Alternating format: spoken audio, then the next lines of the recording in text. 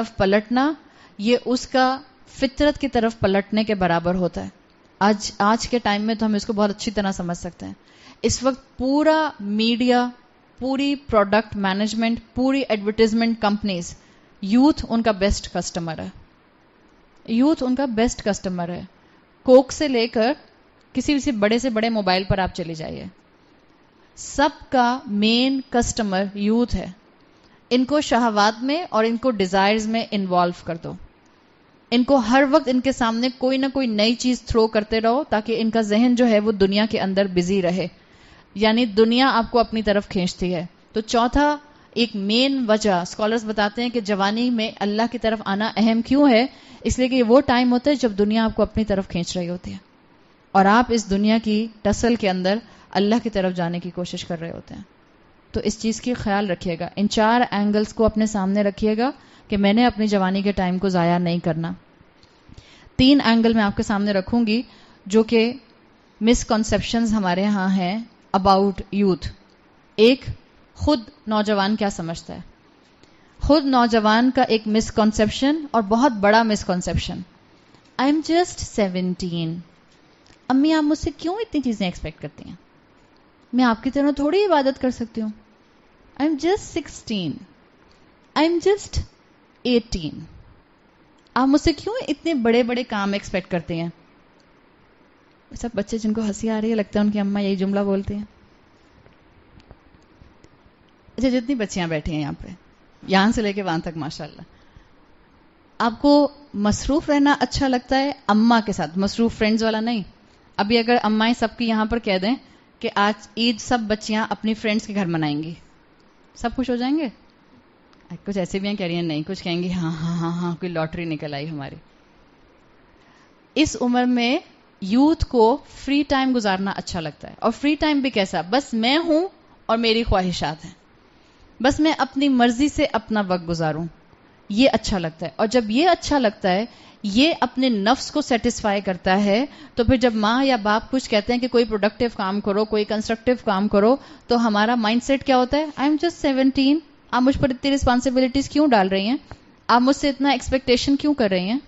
یہ بولتے ہیں نا بچے. یاد رکھیے، اگر آپ پیوبرٹی کراس کر چکی ہیں اور آپ کا انتقال ہو جاتا ہے، چاہے آپ جسٹ 16 تھیں، جسٹ 17 تھیں، جسٹ 18 تھیں، تو بالکل آپ کا وہی حساب ہوگا جو ایک 70 سال کے انسان کا یا ایک 50 سال کے انسان کا ہوگا. Same scenario. کوئی آپ کو ریلیکسیشن نہیں دی جائے گی، کسی قسم کی آپ کے ساتھ نرمی نہیں کی جائے گی، اس لیے کہ آپ اسلام میں ایڈلٹ ہیں. اسلام کا ایڈلٹ ہے جس وقت آپ کو پیوبرٹی ہٹ کر جاتی ہے اور موت پوچھ کر آتی ہے، او ہو آپ کی عمر ابھی صرف 20 سال ہے، سوری 40 سال بعد آؤں گا. ایسے آتی ہے موت؟ ایسے نہیں آئے گی موت. جب ملک الموت ایک مرتبہ نظر آ جاتا ہے پھر نہیں واپس جاتا، پھر نہیں پلٹا جاتا. حضرت ادریس کے بارے میں آپ لوگوں نے نیریشن سنی ہوں گی. حضرت ادریس کے لیے روایات میں آتا ہے کہ اللہ تعالیٰ نے ملک الموت کو حکم دیا تھا کہ حضرت ادریس کی روح 4تھے آسمان پہ قبض کی جائے.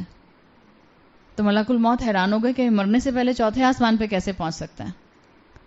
حضرت ادریس کے پاس جو فرشتے آتے تھے، حضرت ادریس نے ان سے ریکویسٹ کی کہ حضرت ادریس بہت زہد کی زندگی گزارتے تھے، بہت عبادت گزارتے، اور جب ان کو اللہ تعالیٰ کی طرف سے یہ وحی ملی کہ جب وہ کسی کو کوئی نیکی کا بتائیں گے اور وہ نیک کام پر عمل کرے گا تو حضرت ادریس کو 10 گنا زیادہ اس کا اجر ملے گا. تو اپنی زندگی میں نیکیوں کو بڑھانے کے لیے حضرت ادریس نے دعا کی کہ اللہ میری زندگی بڑھا دے. پھر انہوں نے اپنا جو فرشتہ ان کے پاس اللہ کا پیغام لے کر آتا تھا، انہوں نے کہا کہ مجھے ملک الموت سے ملانے لے چلو تاکہ میں ان کو بتاؤں کہ ابھی میری روح مت قبض کرنا، مجھے ابھی بہت ساری نیکیاں اکٹھی کرنی ہیں. گیس واٹ، وہ جو فرشتہ ان کا فرینڈ تھا وہ ان کو اپنے پر بٹھا کر پہلے آسمان، دوسرے آسمان، تیسرے آسمان، 4تھے آسمان تک لے گیا اور اس نے کہا کہ ملک الموت آپ کو یہاں ملیں گے. جب حضرت ادریس اپنے فرشتے کے ساتھ ملک الموت سے ملنے 4تھے آسمان پہ پہنچے، ملک الموت کو سمجھ آ گئی کہ اللہ کی حکمت بہترین ہے. ملک الموت یہ سوچ رہے تھے کہ 4تھے آسمان پر آئیں گے کیسے، اور اللہ کے حکم سے اللہ تعالیٰ نے ان کے ہی فرشتے فرینڈ کو، ادریس علیہ السلام کو 4تھے آسمان پہ لانے کا کہہ دیا. تو موت جب آ جاتی اور پھر ان کی روح قبض کر لی گئی وہاں پہ. مکانن علیہ جو قرآن میں آتا ہے سورہ مریم میں، اس کی تفسیر میں مفسرین یہ بات لکھتے ہیں کہ ان کو ریز کیا گیا ایک مقام عالی پر. اس کی تفسیر وہ لکھتے ہیں کہ ان کو اٹھایا گیا تھا. واللہ عالم، روایات ہیں اس کے بارے میں، کوئی حدیث ہمیں نہیں ملتی ہے، لیکن صرف سمجھنے کی بات ہے کہ جس جگہ موت آنی ہوتی ہے اس جگہ موت آ جاتی ہے. تو اگر کوئی انسان صرف 18 سال کا ہے تب بھی اس کی موت کے بعد اس کے ساتھ وہی سوال ہوگا، اس کی اکاؤنٹیبلٹی وہی ہوگی جو ایک بوڑھے انسان کی ہوگی. یاد رکھیں، آپ 18 سال کی ہیں، 16 سال کی ہیں یا 20 سال کی ہیں، اللہ کو آپ سے کچھ ایکسپیکٹیشنز ہیں. بالکل جیسے ماں باپ کو آپ سے ایکسپیکٹیشنز ہوتی ہیں، اللہ کو بھی اپنے بندوں سے ایکسپیکٹیشنز ہیں. تو اب یہ مت کہا کریں، کم سے کم اپنی غلطی کو جسٹیفائی نہ کریں. جب ماں کہے قرآن پڑھ لو، کیوں پڑھوں، کیوں کہتی ہیں ہر وقت، مت بولیں، چپ ہو جائیں آگے سے. یہ آگے سے غلط کام کو جسٹیفائی کرنا ابلیسیت ہے. جب ابلیس کو اللہ نے حکم دیا تھا کہ آدم کو سجدہ کرو، تو ابلیس نے کیا کہا تھا؟ میں کیوں سجدہ کروں، میں اس سے بہتر ہوں. چپ رہتا نا. اگر آج کوئی مسلمان ہوتے ہوئے اللہ کی فرما برداری نہیں کرتا اور جب اس سے سوال کیا جاتا ہے تو آگے سے اپنی غلطی کو جسٹیفائی کرتا ہے، وہ ابلیس کو فالو کرتا ہے. جائے نماز بچھا کے نماز پڑھنے کے لیے کہتی تو ہیں اللہ اکبر، بس زندگی میں ابلیس اکبر ہے. تو اللہ تو اس پیراڈاکس کے اوپر، اس منافقت کے اوپر کہیں ہمارا گلا نہ پکڑ لے. جائے نماز پہ اللہ اکبر ہو جاتا ہے، خواہش کے لیے ابلیس اکبر ہو جاتا ہے. سوچئے کیا جواب دیں گے اپنے اللہ کو. تو اگر کوئی کام آپ اور میں نہیں کر رہے، یہ مت کہا کریں کہ کیوں، اس میں کیا برائی ہے. مثال کے طور پہ اماں کہیں بیٹا کلاس میں، اسکول میں، یونیورسٹی میں لڑکوں سے دوستی مت کرو، آگے سے جسٹیفائی مت کریں. فرق کیا پڑتا ہے اس سے اماں؟ چپ ہو جائیں، چپ ہو جائیں. اگر اپنے لیے دعا نہیں کر سکتی، اگر اپنے اندر گٹس نہیں ہے ہمت لا کر دین کے مطابق عمل کرنے کے، جسٹ سیل یور ماؤتھ، بند کر لیں اپنا منہ. اپنی غلطی کو جسٹیفائی مت کریں، اس لیے کہ آپ کی جسٹیفیکیشن کہیں آپ کے دل پر مہر نہ لگا دے، اور جس کے دل پر مہر لگ جاتی پھر اس کو ہدایت نہیں ملتی. یہ شریعت کا مذاق اڑانا ہے. جب ہم شریعت کی باتوں کے اوپر اس طرح سے کہتے ہیں کیا فرق پڑتا ہے اگر میرے بوائے فرینڈز ہوں، کیا فرق پڑتا ہے اگر میں قرآن نہیں پڑھتی روز، کیا فرق پڑ جائے گا اگر میں صبح شام کی دعائیں نہیں پڑھوں گی. آپ کس کا مذاق اڑا رہی ہیں؟ آپ کس کو چیلنج کر رہی ہیں؟ کس نے نماز پڑھنے کا کہا ہے؟ کس نے قرآن پڑھنے کا کہا ہے؟ کس نے صبح شام کی دعائیں پڑھنے کا کہا؟ رسول اللہ صلی اللہ علیہ وسلم نے. اور میرے صبح شام کی دعائیں پڑھنے سے رسول اللہ کو کیا فائدہ ہوگا؟ کچھ نہیں، میرا فائدہ ہے، میرے لیے کہا ہے. یہ مت شریعت کا مذاق اڑائیں، مت چیلنج کریں شریعت کو.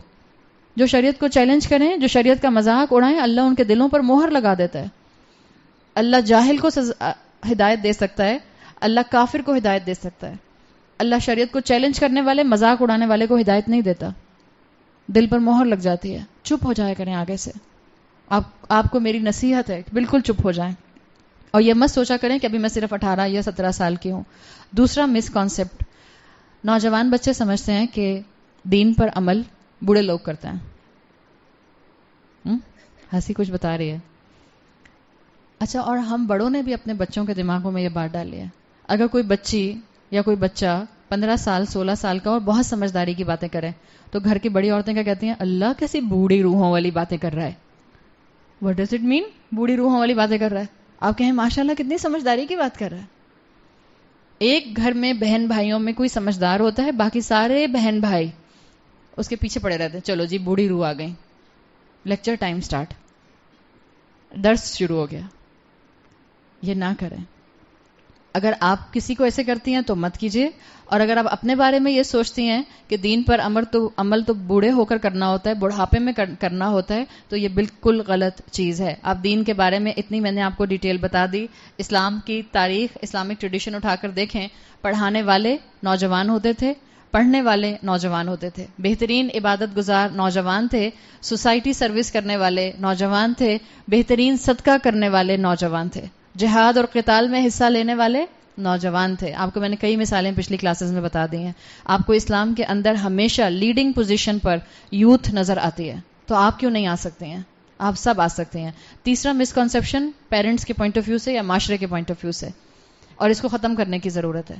ہم یہ سمجھتے ہیں کہ اگر ہم نے نوجوانوں کو ذمہ داری بڑی دے دی تو وہ اس کو مینج نہیں کر پائیں گے. ہم انڈر ایسٹیمیٹ کرتے ہیں اپنے بچوں کو. مت انڈر ایسٹیمیٹ کریں. ان کے کندھوں پر ذمہ داری ڈالیے, ان کو کاموں کے لیے گائیڈنس دیجیے اور پھر ان کے پیچھے پیچھے چلیے. چھوڑ مت دیں ذمہ داری دے کے, ذمہ داری دیں, ان کو ٹرسٹ کریں, یہ ان کو گروم کرے گا. اور میں ریکویسٹ کروں گی سب ماؤں سے کہ اپنے بچوں کو ذمہ داری دینا شروع کریں. اس سے ان کے اندر میچورٹی آئے گی, رسپانسبلٹی آئے گی. کب تک ان کو بیبیز بنا کے رکھے رہیں گے؟ بیبیز 22 سال کی ہو جاتی ہیں, بیبیز 24 سال کی ہو جاتی ہیں, بیبیز 25 سال کی ہو جاتی ہیں. پھر جب شادی ہو کے بیبیز اپنے گھر جاتی ہیں تو وہاں ان کو بیبی کی طرح کوئی ٹریٹ نہیں کرتا. ہاں, کوئی بہت ہی فرشتہ صفت ساس مل گئیں جو کہ ہیں, کم ہیں. کل میں نے ذکر کیا تھا ایک ساس کا, ہیں, ایسی بات نہیں ہے. بٹ میجورٹی جنرلی آپ کے سسرال میں آپ کو کوئی بیبی کنسیڈر نہیں کرنے والا. اور اگر آپ وہاں جا کے کہانی سناتی رہیں گی, میں تو اپنے گھر میں بستر پہ پڑی رہتی تھی, مجھے تو پانی بھی لا کے دے دیا جاتا تھا, افطاری کے ٹائم پہ مجھے بلایا جاتا تھا. آپ کی اس طرح کی گفتگو سامنے والے کو آپ کی قدر نہیں کرائے گی, کہیں گے کیا پھوڑ خاتون ہے. اور نہ صرف آپ پھوڑ خاتون ہیں, آپ کی اماں کو بھی 4 سننے کو مل جائیں گی. تو اپنی عزت کا بھی خیال کیجیے اور اپنی ماں باپ کی عزت کا بھی خیال کیجیے. اور ماؤں سے میں کہوں گی کہ اپنی بیٹیوں کو ذمہ داری دیجیے, ان کو امپاور کیجیے, ان کو کانفیڈنس دیجیے, اور اس کے بعد ان کو گائیڈنس دے کر ان کو ایک معاشرے کا اچھا حصہ بنائیے. ابو یعلا میں حدیث آتی ہے, آپ صلی اللہ علیہ وسلم نے فرمایا, اللہ اس نوجوان سے امیوزڈ ہوتا ہے, نوجوان سے جو دین پر عمل کرتا ہے اور معاشرے کی غلط چیزوں کا حصہ نہیں بنتا. اللہ کا امیوز ہونا کیا ہے؟ اللہ عجبا, عربی میں الفاظ آتے ہیں عجبا, اللہ تعالیٰ اس کو بہت ہی زیادہ قدر کی نگاہ سے دیکھتا ہے. آپ سوچیں, آپ ایک عمل کریں اور اللہ اس کو قدر کی نگاہ سے دیکھے خاص طور پر, تو یہ آپ کے لیے آنر ہوگا یا کوئی عام سی بات ہے؟ کتنا بڑا آنر ہے کہ اللہ آپ کے عمل کو بہت اعلیٰ نگاہ سے دیکھے گا, اس لیے کہ اللہ آپ کی محنت جانتا ہے. اللہ جانتا ہے آپ کے اندر ٹیمپٹیشن تھی, اللہ جانتا ہے آپ نے اپنی ڈیزائر کو روکا ہے, اللہ جانتا ہے آپ کے لیے against the wind, against the society جانا بہت مشکل تھا, اللہ جانتا ہے آپ نے صبر کیا ہے, اللہ جانتا ہے اگر آپ نے بری دوست چھوڑی ہیں یا برے دوست چھوڑے ہیں تو صرف اس کی خاطر چھوڑے ہیں. اللہ آپ کی قربانی نہیں جانے دیتا رائے گا. لوگ آپ کی قربانیاں بھول سکتے ہیں, اگر کوئی ہستی آپ کی قربانی کبھی نہیں بھول سکتی تو وہ صرف اللہ کی ذات ہے. اللہ کی خاطر اپنی زندگیوں میں سے غلطیوں کو, شارٹ کمنگز کو, فالٹس کو, گناہوں کو نکال کر باہر پھینک دیں. اللہ کے لیے جب آتا ہے نا کہ اللہ شکور ہے, تو اللہ قدردان ہے, اللہ اپنے بندے کی محنت کی قدر کرتا ہے. یہی چیز آپ صلی اللہ علیہ وسلم نے یہاں بتائی کہ وہ نوجوان جو معاشرے کے غلط کام کے بہاؤ کے باوجود اپنے اندر گٹس رکھتا ہے, غلط کو غلط کہنے کے, غلط کام کے اوپر حصہ نہ لینے کے, اور غلط چیز کو مینشن کرنے کے کہ میں اس کا حصہ نہیں بن سکتی, اللہ کو اس نوجوان پر بہت رشک آتا ہے, اللہ کو اس نوجوان پر بہت محبت آتی ہے, اس لیے کہ اس نے ساری ٹیمپٹیشن کے باوجود اپنے لیے دین پر اسٹیڈ فاسٹ ہونا سلیکٹ کیا. اللہ سے دعا مانگیں کہ اللہ تعالیٰ ہمارے اندر یہ اسٹیمنا پیدا کر دیں. آپ اگر اپنی امپورٹنس کو سمجھنا چاہیں, آپ اگر پکچر کریں, ہم نے صحابہ کو نہیں دیکھا, ہم نے رسول اللہ صلی اللہ علیہ وسلم کو نہیں دیکھا, ہم نے مدینے کا معاشرہ اس وقت کا نہیں دیکھا ہے. اٹ واز کمپلیٹلی ڈفرینٹ جو اس وقت مدینہ نظر آتا ہے. اگر آپ پکچر کرتی ہیں یہ ساری باتیں سن کر, ابھی تو خیر یہاں پر تو ہم نوجوانوں کے اینگل سے بھی کافی بات کر رہے ہیں, آپ اگر اپنے دین کی نالج سے ایک پکچر اپنے مائنڈ میں بنائیں کہ رسول اللہ ہیں اور ان کی سراؤنڈنگ میں صحابہ ہیں, تو آپ کے ذہن میں جو پکچر آتی ہے وہ پکچر, جب تک میں نے دین کا علم حاصل نہیں کیا تھا میرے ذہن میں پکچر بھی ایسے ہی آتی تھی, 2 بوڑھے لوگ وہاں بیٹھے ہیں, 4 وہاں بیٹھے ہیں, 6 یہاں بیٹھے ہیں, اور درمیان میں رسول اللہ بیٹھے ہوئے ہوں گے. کیا ریشو تھا اللہ کے رسول کے گرد ان کے صحابہ کا؟ 50%, 50% بوڑھے, 50% نوجوان, 60% بوڑھے, 40% نوجوان, 70% نوجوان, 30% بوڑھے. آپ کو کیا ریشو ملتا ہے؟ اللہ کے رسول صلی اللہ علیہ وسلم کے گرد جو صحابہ ہوتے تھے, حضرت انس کہتے ہیں کہ آپ صلی اللہ علیہ وسلم کے گرد جو صحابہ ہوتے تھے ان میں صرف 2 صحابی تھے جن کے گرے ہیئر تھے, باقی سب نوجوان تھے, اور وہ 2 تھے حضرت ابو بکر اور حضرت عمر رضی اللہ عنہما. باقی کسی کے سفید بال بھی نہیں تھے, اور جس کے سفید بال نہیں تھے اس کا مطلب ہے سب انڈر 40 تھے. Most of them were under 40. کسی کے گریو ہیئر نہیں تھے. یہ کیا چیز آپ کو بتا رہی ہے کہ یہ وقت ہے جس میں آپ اپنی زندگی کے سب سے بہترین کام کر سکتے ہیں، اور ہم اس کو سب سے زیادہ ضائع کر رہے ہیں. یہی تو وقت ہے جس میں آپ بڑے بڑے کام کر سکتے ہیں. حضرت علی کی کیا عمر تھی جو اتنا میجر ٹاسک رسول اللہ صلی اللہ علیہ وسلم جب ہجرت کر کے جا رہے تھے مکہ سے تو ان کو دے کے گئے تھے. He was just a ten ager around 15-16 years old, یا بہت ہو گیا تو 18 ایئرس کے بس، اور اتنا میجر ٹاسک ان کو دے کے گئے تھے. عبد الرحمن بن عوف کہتے ہیں ایک مرتبہ میں نے ایک غزوے میں جب فوج اکٹھی ہو رہی تھی اور رسول اللہ اکٹھے کر رہے تھے سپاہی، تو میں نے ایک نوجوان کو دیکھا جو تلوار لے کر آ رہا تھا اس فوج کا حصہ بننے کے لیے، اور اس کی تلوار اس کی ہائٹ سے زیادہ لمبی تھی. کین وی بلیو دس؟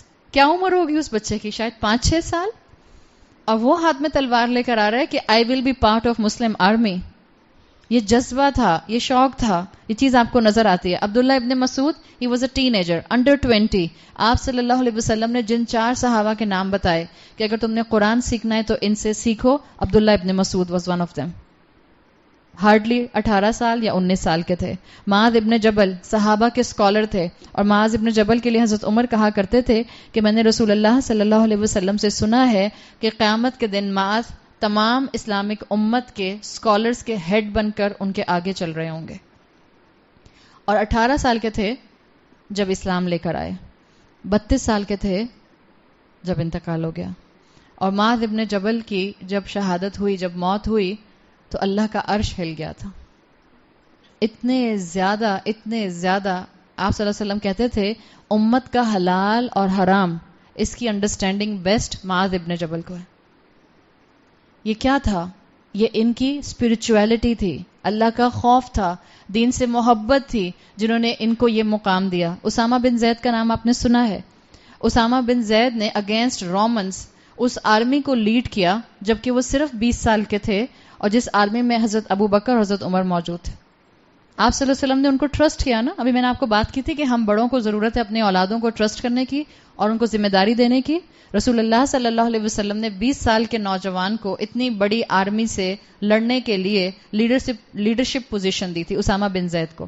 مصعب بن عمیر پہلے پورے اسلام کے پہلے جس کو آپ کہہ سکتے ہیں ایمبیسڈر، جن کو مدینہ بھیجا گیا لوگوں کو تعلیم دینے کے لیے، صرف 18 سال کے تھے. اور مصعب بن عمیر کے لیے کہا جاتا ہے کہ مکہ کے اسپوائلڈ بوائے میں سے تھے، جن کو کہتے ہیں نا بگڑے ہوئے بچے، جو ماشاءاللہ یہاں سے وہاں تک سب بیٹھے، مانے یا نہ مانے، یہ سب بگڑے ہوئے بچے. ہم سب بگڑے ہوئے ہیں، ہم سب بگڑے ہوئے، اس لیے ہم سے اتنا علم آنے کے بعد بھی عمل کے لیے قدم اٹھائے نہیں جاتے. ہم بگڑے ہوئے ہیں، ورنہ اتنا علم آ جائے. صحابہ کے پاس تو اتنا علم نہیں ہوتا تھا، ان کے پاس تو ایک ساتھ پورا قرآن بھی نہیں تھا. ہم راتوں میں قرآن پڑھتے ہیں، ہم خود قرآن پڑھتے ہیں، ہم سنتے ہیں، ہم سمجھتے ہیں، ہم انڈرسٹینڈنگ بھی لیتے ہیں، اور اس کے باوجود ہم ایک کان سے سنتے ہیں اور دوسرے کان سے نکال کیوں دیتے ہیں؟ ہمت کیسے آئے گی؟ انہی قصوں سے آئے گی. مصعب بن عمیر اسپوائلڈ بوائے تھے، لگژریز میں پلے تھے، ان کے کپڑے شام سے آیا کرتے تھے. لیکن جب رسول اللہ صلی اللہ علیہ وسلم پر ایمان لے کر آئے تو ان کے چچا نے، والد نہیں تھے ان کے چچا نے ان کو گھر سے نکال دیا کہ یا تو محمد کا دین چھوڑو یا گھر سے نکل جاؤ. لگژریز چھوڑنا آسان ہے؟ اس وقت اپنی اپنی لگژریز کو، اپنے اپنے کمروں کو، ہر بچے کا اپنا کمرہ ہوتا ہے، اپنی ڈومین. میرے کمرے میں سے یہ کاپی یہاں رکھی ہوئی تھی، یہاں سے ہٹا کے یہاں کس نے رکھی؟ میری ڈومین ہے نا. آپ کو پتہ چل جاتا ہے جس دن آپ کی الماری کسی بہن بھائی نے کھولی ہوتی ہے یا اماں نے کھولی ہوتی ہے. آج میری الماری کس نے کھولی تھی؟ میری ڈومین. مصعب بن عمیر سے کہا گیا یا تو محمد کا دین اپناؤ یا پھر اس گھر میں رہو، اور ان کو گھر سے نکال دیا. اور جب چچا نے نکالا تو چچا نے کہا تمہارے جسم پہ جو کپڑے ہیں وہ بھی تمہارے مشرک باپ کی کمائی کے ہیں، کپڑے بھی اتار دو. کپڑے اتار کے بھی باہر نکل گئے. اور یہ وہی مصعب بن عمیر ہیں جب شہید ہوئے ہیں، لمبے چوڑے تھے، اور وہ جن کا کپڑا اور جن کا پرفیوم شام سے آیا کرتا تھا. جب شہید ہوئے تو صحابہ کہتے ہیں کہ اتنی چھوٹی چادر تھی ان کے لیے کہ ہم سر کور کرتے تھے تو پاؤں کھل جاتے تھے، پاؤں کور کرتے تھے تو سر کھل جاتا تھا. کس چیز نے ان کی پرائرٹیز بالکل بدل دیں؟ اسی کتاب نے نا، جو کتاب آپ اور میں بھی پڑھتے ہیں. اسی رسول صلی اللہ علیہ وسلم نے جن کی باتیں ہم بھی سنتے ہیں اور سن رہے ہیں، ان کی پرائرٹیز بدل جایا کرتی تھیں. وہ انتظار نہیں کرتے تھے اس لیے کہ ان کو اب موت اپنے سامنے نظر آتی تھی. زید بن ثابت جن کے لیے آتا ہے جمع القرآن فی عہد محمد، قرآن کو جمع کرنے کی ذمہ داری ان کو دی گئی تھی. حضرت ابو بکر رضی اللہ عنہ کے دور میں بین الدفتین، دو جلدوں کے درمیان، بائنڈنگز کے درمیان میں قرآن اکٹھا کیا گیا ہے. اور اس کی جو پوری کمیٹی تھی جس کو لیڈ کر رہے تھے وہ زید ابن ثابت تھے جو اپنے ارلی 20s میں تھے. آپ سوچیں قرآن جمع کرنے کی کرٹیکل رسپانسبلٹی اسی ایج میں ملی ہے. تو آپ لوگ اپنے آپ کو کیوں انڈر ایسٹیمیٹ کر رہے ہیں؟ آپ کے اندر بہت صلاحیت ہے. عبداللہ ابن زبیر کے لیے مشہور تھا، نوجوان تھے اور کہا جاتا تھا کہ ان کو کوئی عبادت میں چیلنج نہیں کر سکتا. اور ان کے لیے مشہور تھا کہ جو عبادت باقی لوگ نہیں کر رہے ہوتے یہ آؤٹ آف دا وے جا کے وہ عبادت کرتے ہیں. یعنی ایک عبادت تھی لیکن وہ وقت کے ساتھ ساتھ جو تھی وہ ہلکی ہو گئی، کم ہو گئی، تو یہ آؤٹ آف دا وے جا کے کرتے تھے. اور مثال میں دیا جاتا ہے کتابوں کے اندر کہ ایک مرتبہ سیلاب آیا مکہ میں. اتنا سیلاب آیا کہ جو حرم کا علاقہ ہے نشیبی علاقہ ہے، تو یہاں پر پانی کھڑا ہو گیا. اب جب حرم کے چاروں طرف پانی کھڑا ہو گیا تو obviously طواف نہیں ہو رہا تھا. عبداللہ ابن زبیر نے کہا کوئی بھی طواف نہیں کر رہا. یہ گئے سوئم کرتے ہوئے طواف کیا. اور صحابہ کہتے ہیں کہ جب حجر اسود کے پاس پہنچتے تھے تو ڈائیو کر کے اندر جاتے تھے، حجر اسود کو بوسہ دیتے تھے اور دوبارہ طواف شروع کر دیتے تھے. دس از دا پیشن. وہی نوجوان ہیں، وہی یوتھ ہیں جو آپ ہیں. آپ بھی اپنے اندر یہ دوبارہ سے انرجی واپس لا سکتے ہیں اور انرجی واپس آ سکتی ہے، مجھے امید ہے. We just need a push. صرف ہمیں دین کی تعلیم کی اور ایک پیچھے سے انکریجڈ پش کی ضرورت ہے. یہی عبداللہ ابن زبیر ہیں جن کے لیے آتا ہے. عبداللہ ابن زبیر بہت ارلی ایج میں ان کو گورنر بنا دیا گیا تھا. تو ایک مرتبہ ایجپٹ گئے اور سنا انہوں نے، اس لیے کہ مسلمان کانسٹنٹلی علاقوں کو فتح کرتے تھے. تو سوڈان کا ایک بادشاہ تھا جس کا نام تھا جرجیر. جرجیر نے اپنے سپاہیوں سے کہا، کیونکہ بہادر بہت تھے عبداللہ ابن زبیر، جرجیر نے کہا جو عبداللہ ابن زبیر کو قتل کرے گا میں اس کی شادی اپنی بیٹی سے کروا دوں گا. جرجیر بہت بہادر تھے. ابھی آپ کو بتایا اسپرچویلٹی میں بہت آگے تھے. جرجیر کی ایک اور خوبی تھی، بہادر بہت تھے. اور تیسری خوبی عبداللہ ابن زبیر کی ایک خوبی یہ تھی، عبادت میں بہت آگے تھے، بہادر بہت تھے، اور تیسری خوبی تھی ایلوکوینٹ اسپیکر تھے، بہت اچھی اور ایکسٹمپور بات کیا کرتے تھے.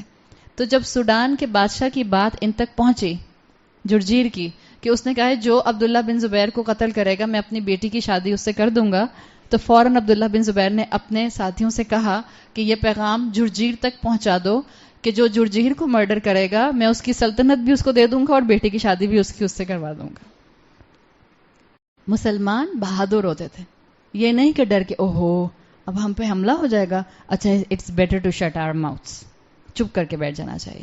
ایک تو ہم حملوں سے بہت ڈرتے ہیں، ہمیں لگتا ہے ابھی یہ نیبر کنٹری ہے یہ ہم پر حملہ کر دے گا، ابھی وہ ہم پر بام پھینک دے گا، ابھی یہ ہمارے ساتھ یہ کر دے گا.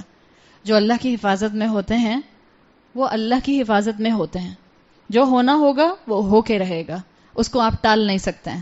صرف اپنے آپ کو اللہ سے جوڑ لیجئے، اللہ تعالیٰ آپ کے معاملات سنوارتے جائیں گے. تو یہ تینوں کوالٹیز جو عبداللہ بن زبیر میں تھیں یہ ہر نوجوان کو اپنے اندر لانی چاہیے. اسپرچویلٹی میں آگے بڑھیے، اپنے آپ کو فرض عبادات پر سٹک کیجئے، اپنے اندر بہادری لے کر آئیے. چاہے پورا اسکول پوری یونیورسٹی اللہ کا نافرمان ہو جائے، میں اکیلی اللہ کی فرما برداری کروں گی. یہ کرنا پڑے گا. اسکول یونیورسٹی چھوڑ دینا تو آسان ہے، اسی یونیورسٹی میں رہ کر اللہ کی فرما برداری کرنا یہ امتحان ایسا ہے کہ اگر آپ اس میں کامیاب ہوں گی تو اللہ آپ کو بہت قدر کی نگاہ سے دیکھے گا. اس لیے کہ آپ کو نہیں پتا آپ کا سٹینڈ لینا کتنوں کے دل پلٹ دے گا.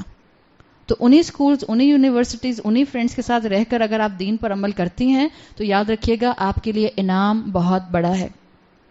پاکستان میں اسلام کیسے آیا تھا؟ یہ پاکستان تو بعد میں بنا ہے. سندھ میں اسلام کیسے آیا تھا؟ محمد بن قاسم. کیا عمر تھی؟ 17 سال، 17 ایئرس. اس ایریا کے اندر، سندھ کے اندر اسلام داخل ہوا ہے ایک 17 ایئر اولڈ نوجوان کے ذریعے. تو آپ کیوں نہیں دین پہنچا سکتے ہیں؟ وہ نوجوان ٹریول کر کے محمد بن قاسم سندھ میں آیا اور اس نے یہاں لوگوں کو اسلام سے انٹروڈیوس کروا دیا. آپ اپنے گھر سے 10-15 منٹ کی ڈرائیو پر اسکول جاتے ہیں، اسکول جا کے لوگوں کو اسلام انٹروڈیوس نہیں کرا سکتی؟ یونیورسٹی جا کے اسلام انٹروڈیوس نہیں کروا سکتی؟ شیطان کہتا ہے کوئی تمہاری بات سنے گا ہی نہیں، بولنے کی کیا ضرورت ہے؟ آپ کا کیا خیال ہے جب مسلمان کسی نئی جگہ پہ جاتے تھے اور وہ نان مسلم علاقہ ہوتا تھا تو صحابہ کی بات کوئی سننے کو تیار ہوتا تھا؟ والنٹیرلی نہیں، بات سنائی جاتی ہے. جب شر کی بات آپ کے کان پر ڈالی جاتی ہے اور بائی فورس ڈالی جاتی ہے تو محبت کے ساتھ دین کی بات کیوں نہیں ڈالی جا سکتی؟ میں تو نہیں کہہ رہی بائی فورس دین کی بات ڈالیے، محبت کے ساتھ. ایک 15 منٹ کی گیدرنگ میں ایک جملہ، 10 منٹ کی سٹنگ میں 2 جملے، ایک بات جو آپ کو اور باقی سامنے والوں کو ایک فوڈ فار تھاٹ دے دے. اللہ ہے، اللہ ہمیں دیکھ رہا ہے.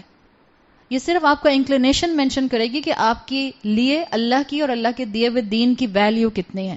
ایک مرتبہ معاویہ بنت ابو سفیان جو ہیں وہ اپنی والدہ کے ساتھ جو تھے وہ جا رہے تھے، چھوٹے سے تھے.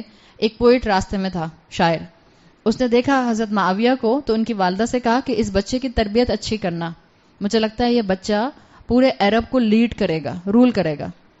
تو ان کی والدہ نے کہا what a loser he will be if he is just going to rule the Arabs. I would like him to rule the world. یہ ہونا چاہیے ماں باپ کا سٹیمنا. اولادوں کو دین کے راستے میں آگے بڑھائیے، ان کو کانفیڈنس دیجیے. صرف ہمارے ماں باپ یا ہم ماں باپ اس لیے ڈرتے ہیں کہ ہمارے بچے دین میں نہیں آگے بڑھ رہے ہوتے، اس کانفیڈنس کو بہت نیگیٹو استعمال کر رہے ہوتے ہیں. جبھی ماں باپ کو اولاد کو لگام ڈال ڈال کے رکھنی پڑتی ہے. جب آپ دین کے لیے آگے بڑھیں گی ماں باپ آپ کو اپرچونٹیز ضرور دیں گے، معاشرہ آپ کو اپرچونٹیز ضرور دے گا. آپ کا اور میرا کام بھی یہی ہے. آپ نے نام سنا ہوگا کبار فقہا فاطمہ سمرقندیہ. فاطمہ سمرقندیہ محمد سمرقندیہ کی بیٹی تھیں اور ان کی مشہور کتاب ہے تحفۃ فقہا محمد سمرقندی کی. حنفی اسکول آف تھاٹ میں جو مین ٹیکسٹ بک ہے اس کے اندر کافی چیزیں جو ہیں وہ اسی پر بیسڈ ہیں. جب یہ فاطمہ کے والد فتویٰ دیتے تھے تو جو کو فتویٰ دینے والا مفتی تھیں، مفتی خاتون تھیں، وہ ان کی بیٹی ہوتی تھیں. یعنی جب فتویٰ سائن ہو کے جاتا تھا تو والد کا فتویٰ سائن ہوتا تھا اور پھر بیٹی ساتھ میں سائن کرتی تھی. ایج کیا تھی؟ Just 17 years. آج بھی آپ اگر اسٹیٹسٹکس اٹھا کر دیکھیں تو بچیاں زیادہ تیزی سے اور جلدی قرآن حفظ کر لیتی ہیں. یوزلی بچیاں 10 سال میں بھی قرآن حفظ کر لیتی ہیں، لڑکے یوزلی 12 سال 13 سال تک قرآن حفظ کرتے ہیں. صرف ماں باپ کو اس وقت اپنی اولادوں کو گروم کرنے کی ضرورت ہے، ان کو انکریج کرنے کی ضرورت ہے، ان کو دین کا کانفیڈنس دینے کی ضرورت ہے اور اولادوں کو اپنی ذمہ داری سمجھنے کی ضرورت ہے. ابن سیرین کی بہن حضرت حفصہ 9 سال کی تھیں تو انہوں نے قرآن حفظ کر لیا تھا، دین کی تعلیم حاصل کی اور 11 سال کی عمر میں فتویٰ دیا کرتی تھیں. سوچ کے ہنسی بھی آتی ہے، رونا بھی اپنی حالت پہ آتا ہے، رشک بھی آتا ہے. حقیقت ہے. ہم کیا سمجھتے ہیں؟ ہمارے بچے 25 سال 35 سال کے ہو جاتے ہیں، 30 سال کے ہو جاتے ہیں، ان کو اپنی فیملی کا ایک اچھا چھوٹا سا فیصلہ کرنا نہیں آتا. فتوے کا مطلب کیا ہوتا ہے؟ آپ نے کسی دوسرے کا مسئلہ سن کے اس کو دین کی روشنی میں جواب دے دیا. آپ میچورٹی لیول سمجھ سکتی ہیں ان بچوں کا؟ یہ بچے نہیں تھے 9 سال کے. ہمارے بچے ایک بہت سخت کنفیوژن میں پل رہے ہیں. Mentally they are very mature, physically ہم ان کو بچہ بنا کے رکھتے ہیں. فزیکلی بچہ ہے، 11 سال کی بچی کو بھی فراک پہنائی ہوئی ہے، اوہ بچی ہے. وہ 11 سال کی بچی آپ کو چنے چبوا دے گی جب آپ اسے اس کی مینٹل سچویشن کے مطابق بات کریں گے. ہم نے بچوں کو فزیکلی بچہ بنایا ہوا ہے اور مینٹلی ہم یہ سمجھتے نہیں ہیں کہ وہ بہت گرو کر چکے ہیں. ان دونوں کو کنیکٹ کرنے کی ضرورت ہے. ان کو ایموشنل اسٹرینتھ دیجیے، دین سے جوڑیے اور ان کو بتائیے کہ ان کے اوپر کیا ذمہ داریاں آتی ہیں. جہاں تک یوتھ کو دین سے جوڑنے کی بات ہے تو میں 4-6 باتیں یوتھ سے فائنل کر رہی ہوں اور 4-6 باتیں میں ماؤں سے کروں گی. پلیز اس کو اپنی زندگی کا حصہ بنا لیں. اور جو میں 5-6 باتیں یوتھ سے کروں گی آپ کو اپنی زندگی میں ان چیزوں کو تھام کے رکھنا ہے. اگر آپ چاہتے ہیں کہ آپ نے یہاں جو 5-6 دن میں جو تھوڑا سا ایمان حاصل کیا ہے اللہ آپ کو باقی زندگی میں اس ایمان کو ریٹین کرنے والا بنائے. بلکہ میری دعا ہے کہ اللہ تعالیٰ یہ جو اس وقت ایک پائلٹ فلیم جلا ہے ایمان کا، اللہ تعالیٰ ہر دن ہر مہینے اس فلیم کو، اس محبت کے چراغ کو بڑھاتا جائے اور آپ کو توفیق دے کہ آپ کی زبان سے آپ کی فرینڈز تک دین کی اہمیت پہنچے. تو پہلے میں یوتھ سے بات کر رہی ہوں, اس کے بعد میں ماؤں سے بات کروں گی. پہلی چیز یہ یاد رکھیے کہ آپ کے سامنے ایک لمبی زندگی موجود نہیں ہے. یہ مت سمجھیں کہ 70 سال جینا ہے یا 80 سال جینا ہے. آپ صلی اللہ علیہ وسلم نے کہا کن فی الدنیا کأنک غریب او عابر السبیل. صحیح بخاری میں حدیث آتی ہے, اس دنیا میں مسافر یا اسٹرینجر کی طرح رہو جو راستے سے گزر رہا ہے. کہنے کا مطلب اس میں یہ ہے کہ اپنی زندگی میں فوکس پلیز آخرت پر رکھیے. پہلا پوائنٹ ہے میرا. ہماری زندگی میں فوکس آخرت پر ہوتا ہے؟ نہیں ہوتا. ہمارے بہت شارٹ ٹرم گولز ہوتے ہیں. ایک کلاس کے بعد دوسری کلاس, ایک گریڈ کے بعد دوسرا گریڈ, ایک یونیورسٹی کے بعد دوسرا کریئر یا پروفیشن, پھر جاب, پھر شادی, پھر بچے, پھر بہت سا بینک بیلنس, اور آگے وہاں تک تو پہنچنے کی نوبت ہی نہیں آتی ہے. سو پہلا پوائنٹ, اپنی زندگی میں آخرت پر فوکس لے کر آئیے. اور جس چیز پر آپ فوکس کرتے ہیں, سیکولر سائیکالوجی کا رول ہے what you focus on it grows. جس چیز پر آپ اپنا فوکس مینٹین کر لیتے ہیں وہ گرو کرنا شروع کر دیتی ہے. تو آخرت پر فوکس کیجیے. دوسری چیز, بینگ اے مسلم وومن, آپ اپنے رول کو سمجھیے. اللہ نے آپ کو عورت بنایا ہے. عورت بائی نیچر لیڈرشپ کوالٹی رکھتی ہے. ہر عورت, میں آپ کو فیکٹ بتا رہی ہوں, ہر عورت بائی نیچر